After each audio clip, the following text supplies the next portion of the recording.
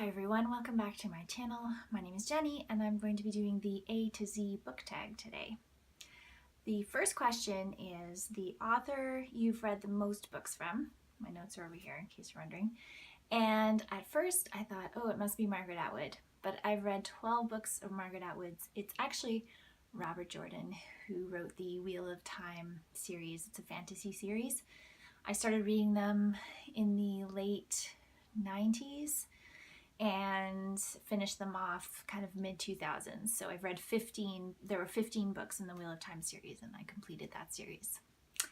The second question is the best sequel that I've ever read. And I kind of wanted to connect that one with the O question, which is one book you have read multiple times. So I'm just going to talk about these together. So the best sequel I've ever read is called City of Refuge, and it's by Starhawk. I've never seen these books talked about on YouTube before, and I haven't researched to see if they have been talked about, so perhaps people have talked about them. But the series, this is the first book in the series called The Fifth Sacred Thing. This is future fantasy, utopia / dystopian world building based on this idea that a militant sect of Christianity took over basically North America and parts of the whole world, but this story is focused on a really small pocket around current day San Francisco, California. This is a pagan-based story, so a neo-pagan spiritualist movement.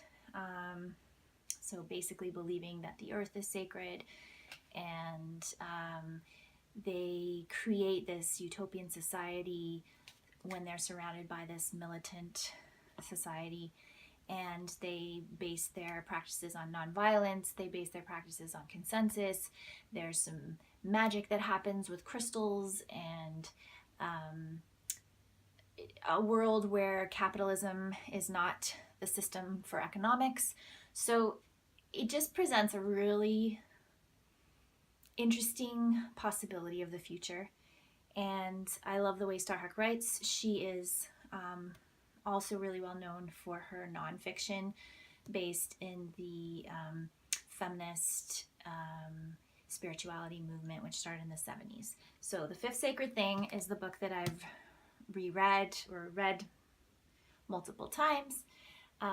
And City of Refuge is the sequel to this story, and it's fantastic. There's also a prequel based on one of the characters' stories. So I think that these are amazing books and that you should try to read them.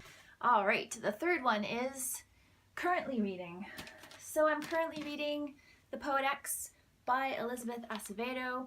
This is a young adult popular book from last year. I first saw it on Dee from Brown Girl Readings channel. I don't usually read YA, and I am not the target audience for this book. It is structured really interestingly in this kind of poem structure, sorry.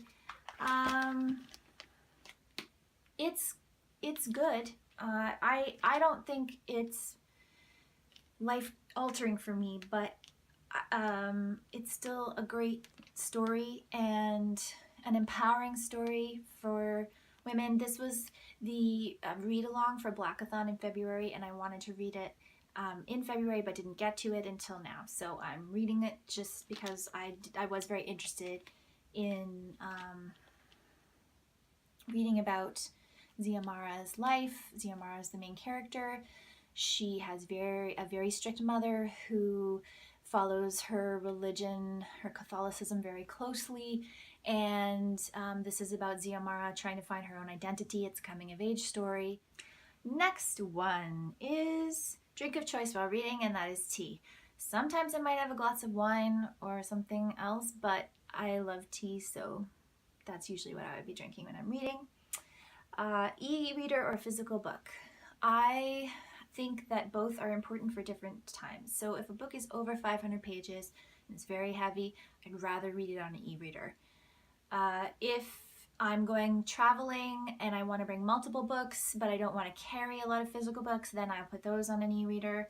And also, if I want to read late at night and my husband wants to sleep, I prefer to have it on an e-reader too, because then I don't have to try to fiddle with some attachment lighting on my book that's probably going to fall off and wake him up anyway. That doesn't happen very often though. I usually go to sleep first. Fictional character you would have dated in high school.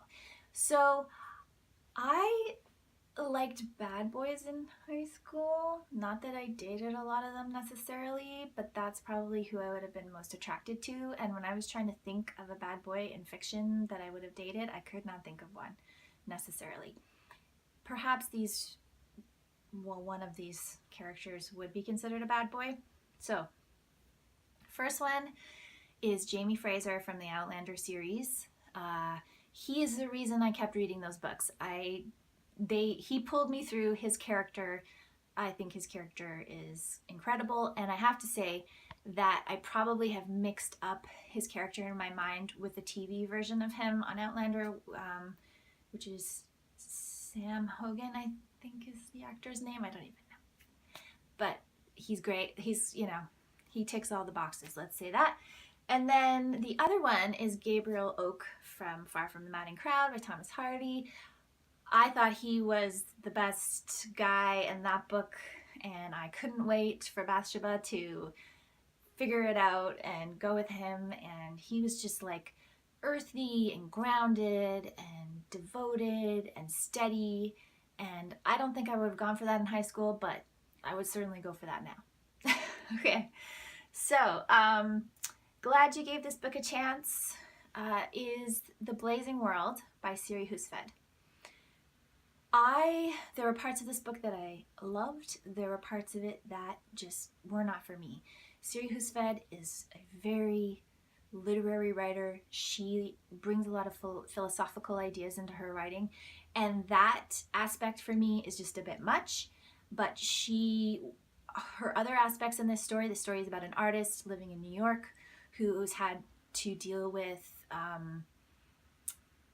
sexism her whole life in her art career, and she kind of experiments to see if she had a male artist take over her identity, if that would mean that people took her art more seriously. And I thought that a lot of aspects of this book were fantastic, and I'm glad that I read it right to the end, because the ending was one of my favorite parts of the book. So, but there were lots of sections. It's divided into a few different voices, and some of the other voices I just could not connect with. I would recommend it, but if you're not into like philosophy and kind of abstract thought in your fiction, then I don't know. I don't know if you'd like it or not. Okay, hidden gem book. My hidden gem is Crow Planet, Essential Wisdom from the Urban Wilderness by Lyanda Lynn Haupt. This is one of my top books of all time. I read this book when I was doing research for the Crow artwork series that I'm very close to finishing now. It's not very long. It's memoir mixed with nature writing. There's sentimental parts of this book. There are fun little anecdotes. Her writing is quiet. It is, but it's immersive, and she has a way with words that just really resonated with me. She lives in West Seattle, so it's very close to where I am here in southern BC. It's a great book, and I don't hear many people talking about it. So if you love nature writing, I would recommend giving this one a try. All right, important moment in your reading life. Little Women by Louisa May Alcott. I first watched the movie version of this book, so the movie version with June Callwood and Elizabeth Taylor. I love that movie. I love these sisters. I've read all the books that she wrote around these characters. Little Women and Good Wives obviously is the best version. The other stories are not as good. I could just relate to each of the sisters in different ways. Amy was the artistic one. Joe was the spunky writer. Meg was the one that wanted love and family. And Beth was the one who was often overwhelmed by the world. And all of those things really compelled me and made me love this story. I will always love this story, and I might even do a video just about this story. I think this was the first book I read where it was centered on the women. It was about them. It was about who they were in a specific period of time and how they came of age, and it will probably always remain my favorite coming of age story. Just finished. I literally just finished this, Who Reads Poetry. It is an anthology edited by Fred Sasaki and Dawn Scher. So these were part of a column in Poetry magazine, and it brings together writers. There are writers from all over the world, but I would say most of the writers are from the US. Roxane Gay, Rhymefest, who produced songs with Kanye West, Nico Case, Lily Taylor, the actress, Ai Weiwei, the artist from China, Roger Ebert, the film critic. They all did these short essays just talking about how poetry affected them in their lives, why they love it, why they read it, how the impression of reading poetry affected them, all those things. And this is for another video that I'm working on. I'm doing some research, and I thought it was excellent. There were a lot of really deep and really well thought out essays in here that just document how impactful poetry can be to all these different types of people. So I would really recommend this. Kinds of books you won't read. Anything that has a formula. So if it has a structure that repeats in each type of book, I'm not really into that. So sometimes those like romance, like mysteries or true crime. True crime doesn't necessarily have a structure that repeats, but I just can't read true crime. I feel like the world is so messed up and there's so much bad that happens, and I just can't read a book that is talking about the intricate details of murder or anything like that. I just don't really want to know those details. The longest book you've ever read is The Witching Hour by Anne Rice, which really surprised me. I didn't realize that was the longest one until I looked through my Goodreads list. So yeah, that is the first book in a trilogy, and I just read the second one in January, and I did not know that it was a trilogy when I started reading that book, but alas. Major book hangover because of. So I read The Diviners by Margaret Laurence last year. I've made a dedicated review video of it. I adored this book, and it gave me a major hangover. I don't even remember what book I read after this, but when you read something that's good, it's inevitable that you're going to get a reading hangover. So, The Diviners. Number of bookcases you own. I own 3, I guess. I mean, my kids have a bookcase in their room, but I don't consider it mine because it doesn't have my books on it. I have a large bookcase, which I've made a video about, and I will link in the description box, that I have most of my collection on, and then I have a small side table where I keep some books, and then in my living room we have some books on our new entertainment unit. So I don't own a lot of books because I get most of my books from the library. Favorite place to read? Bed or my rocking chair, probably. Those are the 2 most comfortable places that I read, but I will read almost anywhere if I need to. Quote that inspires you or gives you all the feels from a book. Okay, so I'm going to read this one to you. There were straight rows of trees, colonnades, growing out of the seedbed of trees that had fallen 200 years before and sunk and become the earth itself. The forest floor was a map of fallen trees that had lived 1,000 years before collapsing. A rise here, a dip there, a mound or moldering hillock somewhere. The woods held the bones of trees so old, no one living had ever seen them. And this is from the book Snow Falling on Cedars by David Gutterson. I really love a good nature writing story, and I think it's actually quite hard to describe a landscape in a way that will evoke it for someone, but I thought he did a great job in that quote. Reading regret.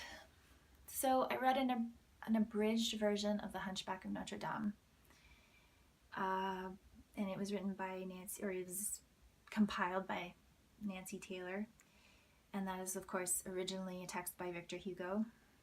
And I read it with my sons before we went to France in 2016 because I thought, oh, we'll read some French literature before we go. And it was horrible. There was nothing good in that story. Of course, the only thing I'd seen before about that story was the Disney movie, so I should have known that they just made up most of that story and called it The Hunchback of Notre Dame. But that story was terrible, and it didn't make me want to read the unabridged version, and it didn't make me want to read Les Miserables. I've seen the play and I've seen the film, and unless any of you can convince me that it's worth reading and that it won't depress me incredibly, then I'm not going to read that book, because you got to give me something, just some little glimmer of hope or some little happy something. That book had nothing good in it. It was all horrible. Yeah, I didn't like that. Series you started and need to finish. All books are out in the series. So His Dark Materials by Phillip Pullman. I am on the 3rd, and I'm planning to read that in this month, near the end of the month. So I'm really excited to finish that. And then of course he's got the prequel trilogy coming out, or the first book in that, The Book of Dust, is out. So I will probably eventually read those ones as well. 3 of your all-time favorite books. Okay. So, book The Secret Garden by Frances Hodgson Burnett. It's such a great story. It's just magic in a book. It's heartwarming. It's comforting. It's really well written. I need to read more of her books, actually, but I love this one. The other one is Prodigal Summer by Barbara Kingsolver, and I don't have a physical copy of that because I lent it to my mom. Just a wonderful story. I fell in love with 2 of the characters instantly, and the 3rd one, I was like, why is he here? Why do I have to read about him? And eventually, I loved him the most. So I just think she is a wonderful writer, and that is a wonderful book. And The English Patient by Michael Ondaatje. This is one of my top books of all time. I loved many, many, many things about this, and I will probably talk about it in another video someday, so I won't get into it here, but what am I unapologetic fangirl for? Okay. I just listened to Exit West by Moshin Hamid, and I loved that book. I loved it. And I watched some reviews of it after, and I thought, ooh, some other people really did not love it. But to me, Moshin Hamid reads the book himself in the audio, and if you like really animated, lively narration of a book, then yep, don't listen to that. I love the sound of his voice. It was kind of a monotonous, quiet tone, but to me it made a book that has a lot of hard subject matter and difficult scenes, difficult emotional scenes. It made it amazing. So I would say I loved it, and I am unapologetic about being a fangirl for it, and I understand other people have mixed feelings and don't like it, and that's fine.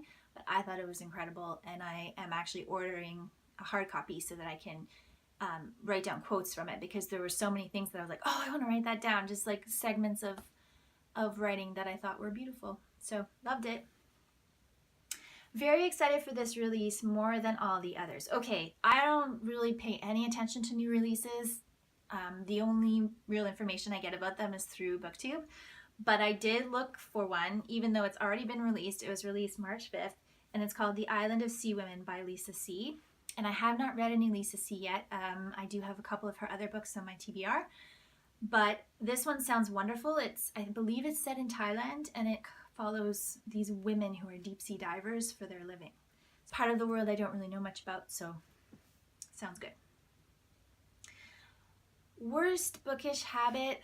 I'm not very good at remembering names, titles, specific parts of a book, which makes it so when I'm recommending books to people, I sound ridiculous because I'll be I don't actually recommend a lot of books to people, but when I do want to, I have to look up what book it was because I can't remember the details to tell someone to go get it. So I don't know why I'm like that.